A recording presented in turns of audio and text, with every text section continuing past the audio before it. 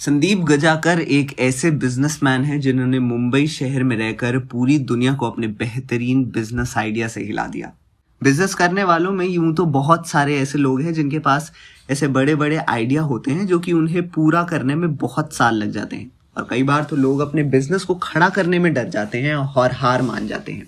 लेकिन संदीप के मन में अपने बिजनेस को वाकई में जीरो से एक बेहतरीन ऊंचाई तक पहुंचाने की हिम्मत थी। वो अपने बिजनेस को अपने बच्चे की तरह पालते पोसते हैं और उन्होंने कभी अपने बिजनेस पर गिव अप नहीं किया। कुछ ऐसा ही था मुंबई के इस बिजनेसमैन का अंदाज, जिन्होंने अपने हटके आइडिया पर एक बेहतरीन बिजनेस खड़ा कर दिया। तो क्या है संदीप का अनोखा बिजनेस? दरअसल संदीप का एक बहुत ही सिंपल और सादा सा बिजनेस है जो है लॉन्ड्री का। संदीप ने शुरू की है लॉन्ड्री, लेकिन वो कपड़ों की लॉन्ड्री नहीं करते। यही है उनकी बिजनेस की सबसे हटके और सबसे अलग बात। दरअसल वो करते हैं जूतों की लॉन्ड्री, यानी कि शू लॉन्ड्री। जूते धोकर और साफ करके कोई फायदे वाला बिजनेस खड़ा कर सकता है, ऐसा किसी को नहीं लगता था। लेकिन संदीप ने यह साबित कर दिखाया कि हर छोटी सी आइडिया को बेहतरीन तरह से एग्जीक्यूट करने पर आप एक बहुत ही सक्सेसफुल बिजनेस बना सकते हैं। और संदीप ने भी अपने दम पर अपने पैसों को इकट्ठा करके अपनी सेविंग से भारत की पहली शू लॉन्ड्री की शुरुआत की। ये बिल्कुल अलग और नया होने के बावजूद सबसे सिंपल बिजनेस है जो कि मुंबई के मीठी भाई कॉलेज में पढ़ते समय संदीप को ख्याल आया। उस समय संदीप ने शू लॉन्ड्री का आइडिया पाया। कॉलेज में पढ़ने वाले कुछ बड़े घर के लड़के उनके शूज के बड़े बेफिक्र थे। एक बार पहनने के बाद जरा सा भी अगर उनके शूज खराब हो जाते थे तो वो ऐसे जूतों को फेंक देते थे। उस समय संदीप ने अपने दोस्तों से लगाए हुए शर्त में इस सोच को पाया। संदीप ने सिर्फ शर्त के लिए अपने दोस्तों के जूतों को एकदम नए जैसा कर दिया, और उनके इस बेहतरीन आइडिया से उनके दोस्त भी खुश हो गए। दोस्तों को शूज एकदम नए जैसे करके ले आए और उनके जूते अब इतने बेहतरीन हो चुके थे कि दोस्तों को ये भरोसा ही नहीं हुआ कि ये दरअसल उन्हीं के पुराने जूते थे। उस समय ही संदीप को ये लगा कि उनका शू लॉन्ड्री का ये आइडिया बहुत बड़ा बन सकता है। पर आगे कॉलेज पूरा करने के बाद संदीप ने लोगों जैसे नौकरी करने की राह चलनी शुरू कर दी। उन्होंने fashion choreographer, event manager, football player और कॉल सेंटर जैसे अलग अलग जॉब्स की।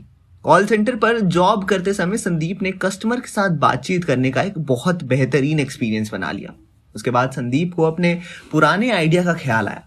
उन्हें ऐसा लगा कि वो अपनी जिंदगी में अपना कुछ करना चाहते हैं और जॉब ही जगह वो अपना खुद का बिजनेस खड़ा करना चाहते हैं।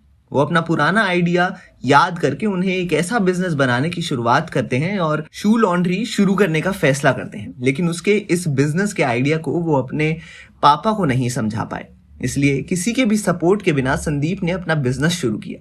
उनके बेडरूम में ही उन्होंने अपनी पहली वर्कशॉप शुरू की और दोस्तों की मदद से छोटा सा मार्केटिंग कैंपेन किया, जिसकी शुरुआत उन्होंने खुद ही की। वो अपने बिजनेस में मार्केटिंग, क्लीनिंग, डिलीवरी, बिलिंग ये सब खुद ही करते थे। संदीप अपने कस्टमर्स को ये बताते थे कि दरअसल आज डिलीवरी बॉय कहीं और गया हुआ है, इसलिए वो खुद ही डिलीवरी करने आए हैं। संदीप कहते थे कि वैसे तो उन्हें खुद की डिलीवरी करना अच्छा लगता था, क्योंकि उनके जूते बहुत ही बेहतरीन तरीके से तैयार होते थे और वो अपने ग्राहकों के चेहरे पर मुस्कान देखकर काफी ज्यादा खुश होते थे। मुंबई में जूतों को बहुत बुरे क्लाइमेट का सामना करना पड़ता था, इसलिए शू लॉन्ड्री की बहुत ज्यादा जरूरत थी। शूज की एक जोड़ी के लिए संदीप 120 रुपए लिया करते थे। उसमें ग्राहक के घर से शूज लेना, उनकी मरम्मत करना, साफ सफाई, सुखाना और वापस कस्टमर के घर पहुंचाना, ये सब इंक्लूडेड था। ऑफिस की जगह उनके बजट में नहीं था, इसलिए संदीप ने अपने कस्टमर के घर पर ही पिकअप और डिलीवरी करना शुरू किया। शॉपर स्टॉप में से एक कस्टमर ने संदीप के शू लॉन्ड्री के बारे में बताने के बाद शॉपर स्टॉप ने उन्हें बेचे हुए जूतों की आफ्टर सेल्स सर्विस, यानी कि बिकने के बाद जो सर्विस पहुंचाने का कॉन्ट्रैक्ट था, वो दे दिया। इसके बाद संदीप ने कभी पीछे मुड़कर नहीं देखा। आज वो एडिडास, प्यूमा के जैसा लगभग सभी ब्रांड्स की मुंबई में बिकने के बाद सर्विसेज को संभालते हैं। संदीप ने शुरुआत करने के बाद इस बिजनेस में 8 नए कॉम्पिटिटर को भी देखा, लेकिन वो ज्यादा दिन टिक नहीं पाए, क्योंकि इतने कम मार्जिन बिजनेस में टिक पाना बहुत मुश्किल है। लेकिन संदीप बहुत ही होशियार है और उन्होंने अपना बिजनेस बढ़ाया और अब संदीप के पास बहुत ज्यादा कारीगर भी हैं और उनका बिजनेस तेजी से बढ़ रहा है। संदीप इसके डिलीवरी बॉय को एक ही बात पर ध्यान देने के लिए कहते हैं। वो ये कहते हैं कि काम ऐसा करो कि जूते देखकर कस्टमर के चेहरे पर चौंका देने वाली मुस्कान आए। जाहिर सी बात है कि संदीप ने अपने आम से बिजनेस को खुद खड़ा किया क्योंकि उन्हें अपने आइडिया पर विश्वास था और वो अपने बिजनेस को छोटे से लेकर स्केल करना जानते थे। उन्हें अपने बिजनेस में शुरुआत में काफी ज्यादा मुश्किलों का सामना करना पड़ा, लेकिन उन्होंने हार नहीं मानी। चाहे वो खुद ही डिलीवरी करते थे या फिर जूतों की मरम्मत भी खुद ही करते थे। उन्होंने अपने बिजनेस को एकदम शुरुआत से ही पूरी मेहनत के साथ बनाया और यही वजह है कि आज संदीप का बिजनेस एक बहुत ही बड़े मुकाम पर पहुंच चुका है। जाहिर सी बात है कि बड़े बड़े ब्रांड्स के साथ काम करने के बाद संदीप अब काफ़ी ज़्यादा बेहतरीन कमाई कर रहे हैं और अपने इस बिजनेस को बढ़ता हुआ देखकर वो और भी नए बिजनेसमैन और एंटरप्रेन्योर को इंस्पायर करते हैं।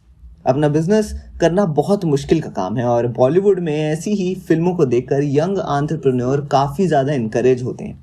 तो क्या लगता है आपको, क्या हमें संदीप की कहानी देखने को मिल सकती है सूररी पोत्रु के सीक्वल में? आपके क्या विचार हैं? हमें कमेंट सेक्शन में अपने विचार जरूर बताएं और देखते रहिए हमारे चैनल बॉलीग्राज स्टूडियोज।